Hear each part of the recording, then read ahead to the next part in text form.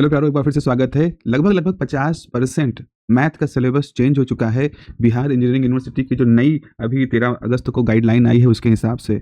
तो वो जो नए बदलाव हुए हैं वो क्या हैं? कई जगहों पे बहुत कुछ हिस्सा हटाया गया है, कुछ नया हिस्सा जोड़ा गया है। तो हो सकता है एनालिटिकली ये 50% करीब हो, लेकिन इंपॉर्टेंस इसकी बहुत ज़्यादा है।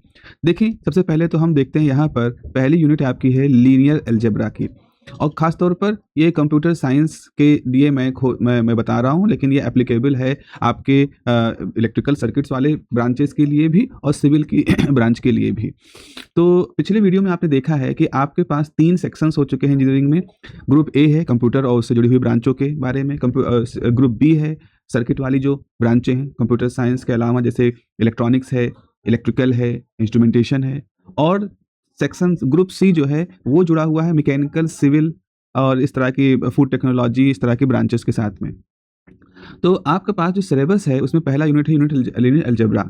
पिछले पेपर में आपके पास इसी यूनिट में rank, complex matrices, vector space, linear transformation, kernel range, rank nullity, eigen value, diagonalization, orthogonal transformation, ये सारी चीज़ें थी। आपकी बार क्या है, रैंक में एक्लॉन फॉर्म के साथ साथ नॉर्मल फॉर्म को भी इंट्रोड्यूस किया गया है, रखा गया है इसके अंदर। लीनियर डिपेंडेंसी भी इसके अंदर रखी गई है, कंसिस्टेंसी की भी कंसेप्ट है, आइगन वैल्यू, कैले हैमिल्टन थ्योरम डायगोनलाइजेशन को भी इसके अंदर रखा गया है। और जो जोड़े गए हैं स्पेसिफिकली वो क्वाड्रेटिक फॉर्म और कैनोनिकल फॉर्म है। जाहिर सी बात है, जो जोड़ा गया है इस पर आपको प्रॉब्लम अलग से दिखेंगी। तो हम कह सकते हैं 60% का बदलाव यहाँ पर हम देख रहे हैं इस यूनिट में। डिफरेंशियल कैलकुलस की अब की यूनिट 2 है, जिसमें कि टेलर मैक्लॉरिन सीरीज है, रेमन इंटीग्रेशन है, इम्प्रॉपर इंटीग्रल्स हैं, बीटा गामा फंक्शन है। यहाँ पर अब क्या है, हायर डेरिवेटिव्स हैं, लेबनिज मल्टीवैल्यू थ्योरम है, एलॉपिटल रूल है, टेंजेंट, नॉर्मल और कर्वेचर जोड़ा गया है। ये हिस्सा बहुत ही इंपॉर्टेंट है और बहुत ही अच्छा न्यूमेरिकल इसके ऊपर बनता है। तो ये एक बहुत अच्छा इंपॉर्टेंट हिस्सा आपके सामने आया है। करीब करीब 50% के चेंज को हम यहाँ पर महसूस देखेंगे कि 50% का चेंज यहाँ पर इस यूनिट में हुआ है। उसके बाद यूनिट 3 है सेवरल वेरिएबल कैलकुलस है। पहले इसमें पार्शियल डिफरेंशियल था, आयलर का था, टेलर मैक्सिमा मिनिमा के कॉन्सेप्ट थे, लैग्रांजे मल्टीप्लायर था। आपकी बार पार्शियल डिफरेंशिएशन है ही है, आयलर है ही है।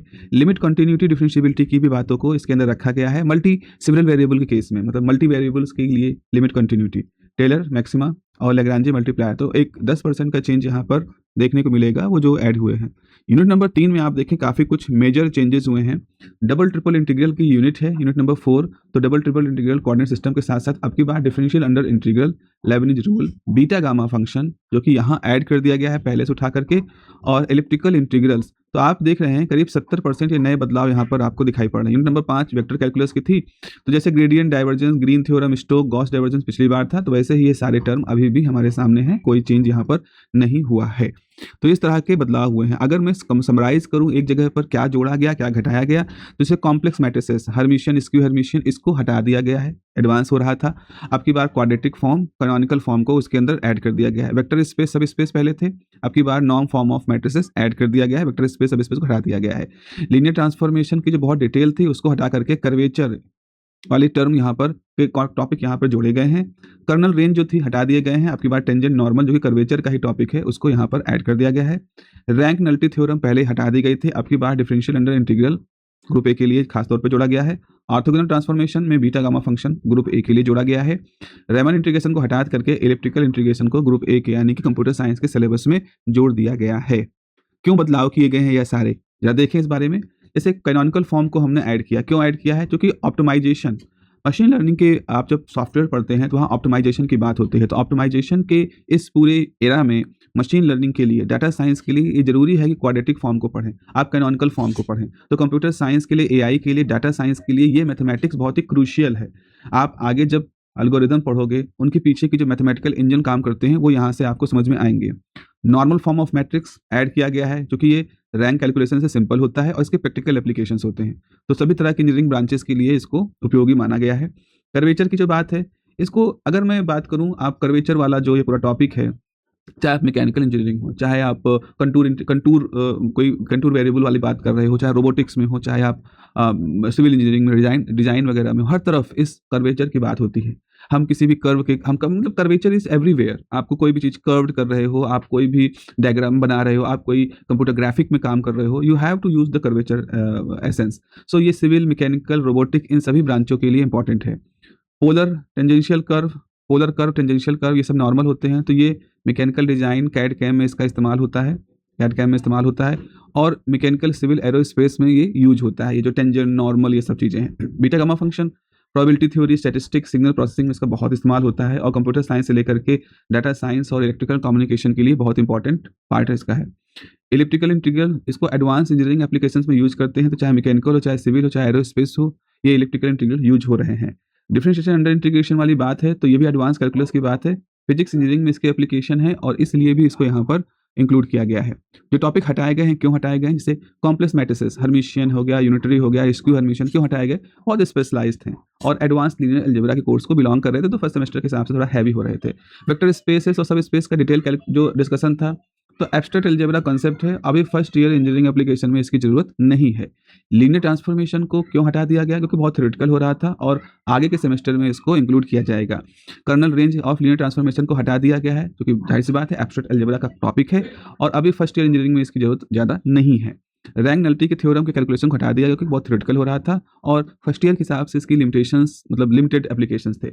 ऑर्थोगोनल ट्रांसफॉर्मेशन को हटा दिया गया है, क्योंकि एडवांस टॉपिक था, और उसके बजाय कुछ कोर कॉन्सेप्ट्स को इसमें इंक्लूड किया गया है। रेमन इंटीग्रल को भी हटा दिया गया है, शुरुआती आइडिया है, और इसीलिए इसको इंटीग्रेट कर दिया गया है इसके प्रैक्टिकल एप्लीकेशन के साथ में।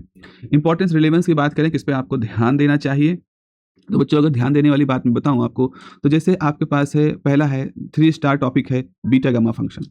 आप उसकी डेफिनेशन को, उसकी प्रॉपर्टी को, उसके रिलेशन को और एप्लीकेशन इंजीनियरिंग को, इसको बहुत ध्यान से समझना है, क्योंकि इसी के ऊपर आपको क्वेश्चन भी आपको दिखाई पड़ेंगे। एलिप्टिकल इंटीग्रल्स हैं, डेफिनेशंस, टाइप, एप्लीकेशन, ये सब इस पे आएंगी। उसके अलावा 3 स्टार में आता है differentiation under integration sign, Leibniz का रूल, डिफरेंशिएशन ऑफ इंटीग्रल आपको पढ़ना है जबरदस्त तरीके से। Quadratic form, canonical form, matrix representation, reduction, nature, positive, negative, definite, ये सब आपको पढ़ने हैं। फिर एक और है आपके पास कर्वेचर वाला टॉपिक है, रेडियस ऑफ कर्वेचर निकालना, सेंटर ऑफ कर्वेचर निकालना, इवोल्यूट, इनवोल्यूट निकालना, बहुत इंपॉर्टेंट टॉपिक है। पोलर कर्व्स आपको जोड़े गए हैं टेंजेंट नॉर्मल में, आपको रेडियस वेक्टर के बीच का एंगल, टेंजेंट, सब टेंजेंट, सब नॉर्मल, ये सब निकालना है। और आखिर में नॉर्मल फॉर्म ऑफ मैट्रिक्स का टॉपिक है, आपको रैंक डिटर्मिनेशन नॉर्मल फॉर्म की यहाँ पर कैलकुलेट करना है। तो ये इस हिसाब से इंपॉर्टेंट है। अगर मैं आखिरी में रिव्यू करूँ सभी जगहों पर, तो ग्रुप ए में आप कह सकते हो 40 से 50% का सिलेबस चेंज हुआ है, यानी कि कंप्यूटर साइंस के जो स्टूडेंट हैं, अगर ओल्ड सिलेबस के हिसाब से देखें तो करीब करीब 50% का चेंज है। ग्रुप बी में जो कि ईसी, इलेक्ट्रिकल, सर्किट वाले ब्रांचों के हैं, करीब करीब 40% का चेंज है। और ग्रुप सी यानी सिविल मैकेनिकल में करीब 40% के सिलेबस का चेंज देखा गया है। क्या जोड़े गए हैं, क्वाड्रेटिक फॉर्म जोड़ा गया है, नॉर्मल फॉर्म जोड़ा गया है, curvature, polar curve, beta gamma function, elliptical integral, differential under integration, ये सब कंप्यूटर साइंस के लिए जोड़े गए हैं। ग्रुप बी में आप देखोगे तो बीटा गामा फंक्शन यहाँ पर नहीं है, और ग्रुप सी के लिए भी बीटा गामा फंक्शन नहीं है। तो ये अंतर है। क्या हटाया गया है, कॉम्प्लेक्स मैट्रिसेस हटाई गई, लीनियर ट्रांसफॉर्मेशन का डिटेल हटाया गया है, कर्नल रेंज हटाया गया है, रैंक नलिटी थ्योरम हटाई गई है, ऑर्थोगोनलिटी ट्रांसफॉर्मेशन हटाया गया है। यही चीज़ ग्रुप बी से भी हटाया गया, यही चीज़ ग्रुप सी से भी हटाया गया है। फिलॉसफी ये है कि अब हम अप्लाइड मैथ को पढ़ेंगे जो कि कंप्यूटर साइंस और एआई के लिए यूजफुल हो। हम अप्लाइड मैथ पढ़ेंगे जो ईसी के लिए यूजफुल हो, और हम अप्लाइड मैथ पढ़ेंगे जो कि जनरली इंजीनियरिंग, सिविल मैकेनिकल के लिए यूजफुल हो। तो कुल मिलाकर के जो पूरी ओवरऑल फिलॉसफी है वो इस बात पर चल रही है कि अब इंजीनियर्स जो पढ़ेंगे वो उस चीज़ को पढ़ेंगे जिसको